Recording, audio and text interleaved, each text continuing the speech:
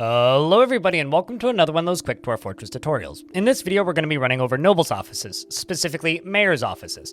So we have three little rooms here carved out. These don't need to be inside of a room. They can be outdoors. They can, well, as long as there's a roof over top of them so you can build furniture.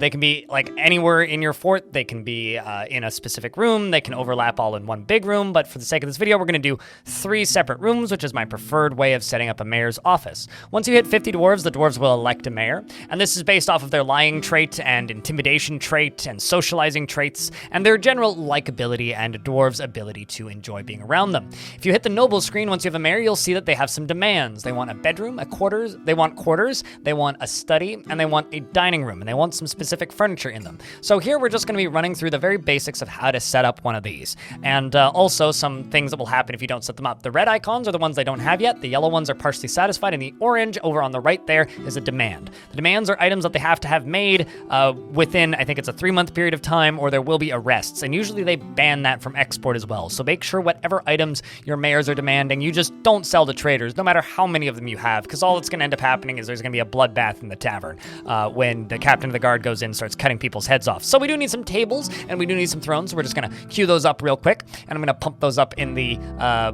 build order so that they'll get done first.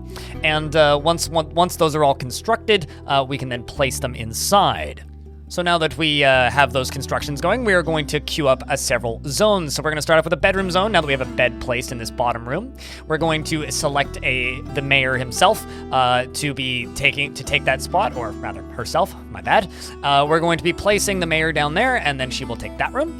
And then after that, we're going to assign an office to the top one. Now the office, the only thing it actually needs to function is a single chair. So just kind of keep that in mind. The only thing you need for the office to function is a single chair. And with the dining room, it's very similar, except the only thing it needs is a table and a chair. So just when you're building these, just keep in mind that if you do want to keep them at the bare minimum so that they function, but maybe they're not super happy with it, that is all that you need. Although a happy mayor is a good mayor, because if your mayor is happy, then they basically act as the fortress's therapist. Sad dwarves come and complain to them, and they get a very positive mood on both sides. So just keep that in mind. It's a good idea to have a mayor and keeping your mayor happy.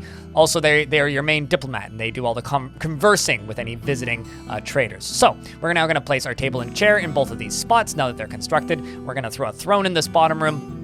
I'm going to put them in a slightly different pattern so that they look distinct from one another, and now everything is constructed.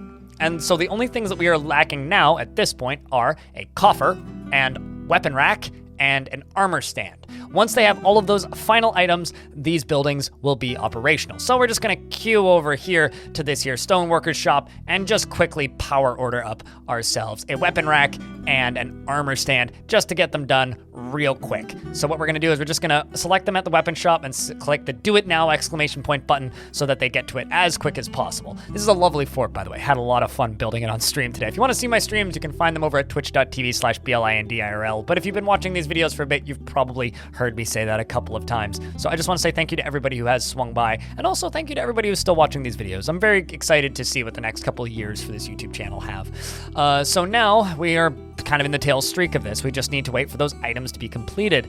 And then when it comes to different nobles, like let's just say the captain of the guard as an example, it's more or less the same process. You just simply make the 3 separate rooms that they require, assign them to those 3 separate rooms, unassign them from their old bedroom quarters, and then make sure that they have access to this new room. And paying attention to the demands is generally not too bad. It's usually maybe 3 items a season. Just keep in mind you don't need to pay attention to the demands right away. Once they hit red on the noble screen, that's when they become a problem and when they're going to start getting mad if you don't have them done immediately. So we're now just gonna real quick place those last 2 items that we need, which is the weapon rack and the armor stand.